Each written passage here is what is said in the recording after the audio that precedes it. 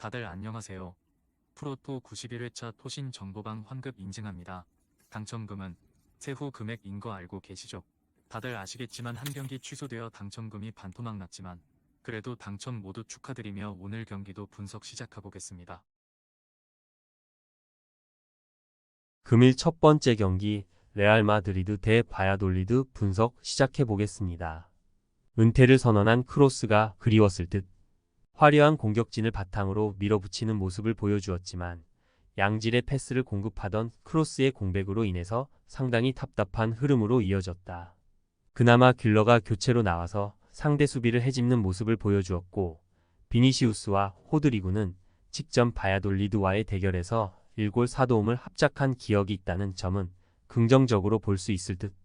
바야돌리드가 레알 상대로 맞불을 놓을 수 있는 상황은 아니다. 일부 리그 기존 팀을 상대로는 지난 시즌 지배적인 흐름이 아니라 상당히 수비적이고 보수적인 흐름으로 페이스를 끌고 나갈 가능성이 높다. 다만 500을 가동했던 배치에서도 0-6으로 대패를 기록하는 등 역시 단순히 라인을 내리는 것으로 체급을 극복한 모습은 보여주지 못했다. 레알 마드리드가 여전히 유리하다.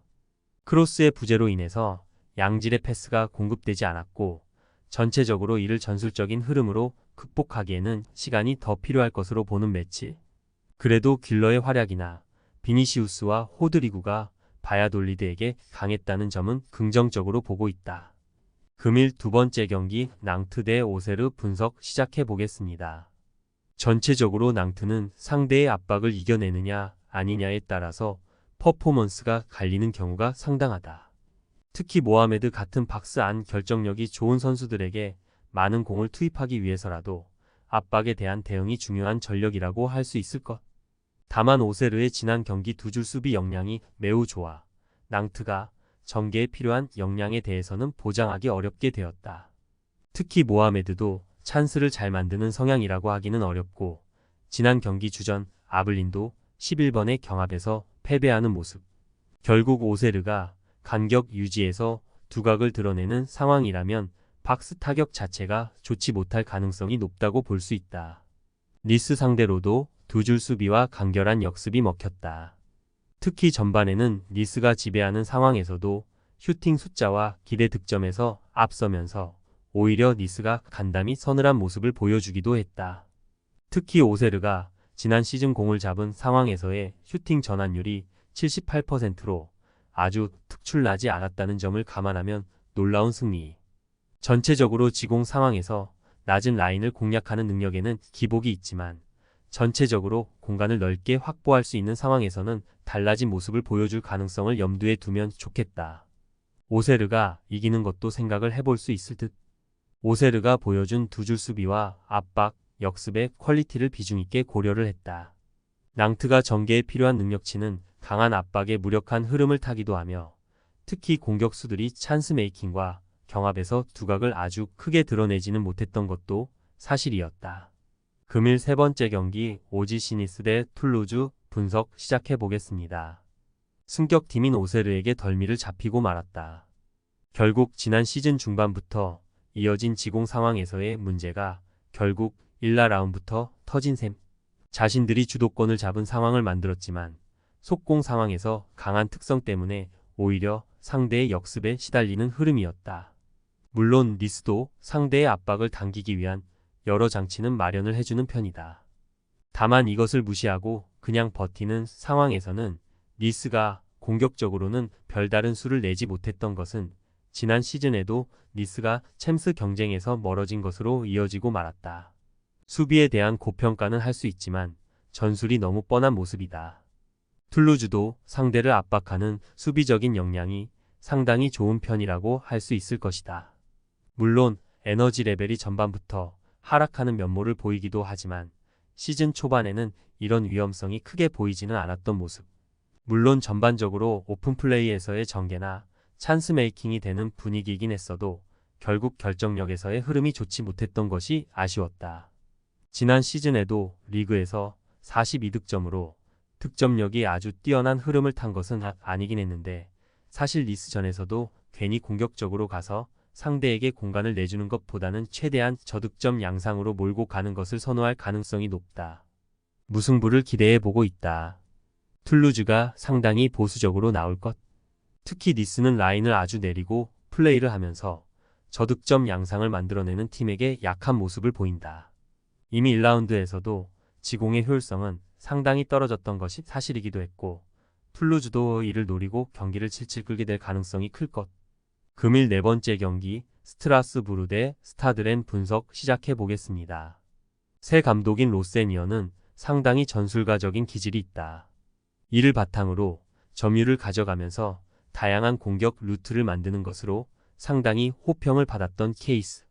다만 아직은 높은 점유율을 확실한 타격으로 이어가는 것을 어색해하는 부분이 없지는 않았다. 실제로 1라운드에서는 58%의 점유율을 가지고도 0.91의 기대 득점에 그쳤다. 이는 아직 전임 감독의 색채를 다 지우지 못한 것으로 이해할 수 있을 듯. 전임 BA라는 기동력이 좋은 선수들을 상당히 선호했는데 이들이 정교함보다는 폭발력에 의존하는 성향이 강했다. 아직은 확실한 패스 경로를 확보하는 것이 아쉬운 상태. 리옹 상대로 3-0 깔끔한 승리. 하지만 전체적으로 렌이 미드필더의 공격적인 운영을 하는 상대에게 약했다는 점은 여전히 유효할 것으로 보인다. 스코어가 렌 쪽으로 압도적이긴 했으나 경기 내용은 서로 팽팽했다. 지난 경기 두 팀이 모두 기대 득점이 2골이 넘었을 정도로 1진1퇴의 팽팽한 흐름을 보여주었다. 리옹 측에서 주포인 라카제트가 징계로 나오지 못했던 것이 렌 입장에서는 다행이었다고 할 수 있을 듯. 렌이 자신들이 점유를 가져가는 상황에 전체적으로 강한 편인데 스트라스부르가 기조를 웅크리는 것에서 공격적으로 전환한 것이 썩 달갑지는 않다. 무승부 가능성이 높아 보인다. 일단 스트라스부르가 중앙에서의 전개와 힘을 가지고 밀어붙이는 것으로 나서고 있다. 렌이 이런 성향의 팀보다는 웅크리는 성향의 팀을 두들기는 것에 더 강해 이 변화가 상당히 고달플 수 있다고 본다. 물론 스트라스부르도 아직은 정교함에서 전임 감독 비에이라의 색채를 다 지우지는 못한 것으로 보인다. 금일 다섯 번째 경기 리버풀 대 브렌트포드 분석 시작해 보겠습니다. 입스위치의 아주 강한 공격에 당황했다. 패스가 롱패스 위주로 이어지면서 의도하지 않게 전술적으로 단조로운 상황을 자주 맞이하기도. 특히 브렌트포드도 상당히 압박 강도가 높다는 점도 어느 정도는 부담일 수 있다. 다만 전체적으로 전술적으로 계단식으로 이어지는 정교함이 후반에 보였고 특히 체력이 빠진 후반에는 오히려 리버풀이 공간을 넓게 쓰면서 상대를 두들기는 양상을 보여준 점은 상당히 인상적으로 볼만했다. 브렌트포드도 토니 없이도 위사와 은베모의 활약이 상당히 좋았다. 전체적으로 올 시즌에는 부상자들이 적은 편이라서 상당히 높은 기동성과 압박 강도를 유지할 수 있을 것으로 보인다. 다만 문제는 체력이 빠진 이후의 대응. 사실 지난 시즌에도 경기당 1.03골을 후반에 내주는 등 압박으로 인한 부작용을 상당히 뼈저리게 느끼기도 했다. 브렌트포드 압박의 강도와 역습의 퀄리티는 상당히 좋은 성향을 보여준다. 다만 압박으로 인해서 생기는 체력적인 난조가 크게 작용할 가능성이 높은 상태에 이미 리버풀이 이를 이용해서 공간을 넓게 쓰면서 입스위치를 두들기는 모습을 보여주었고 전술적으로도 중원을 거치는 플레이가 상당히 정교하고 좋아졌다. 토신 최종 조합은 영상 아래 고정 댓글로 말 걸어주시면 토신 정보방에서 무료로 공유해드립니다. 제발 손해보면서 토토하지 말고 다같이 웃으면서 즐겁게 베팅합시다. 함께 하실 분들은 부담 갖지 마시고 편하게 말 걸어주세요.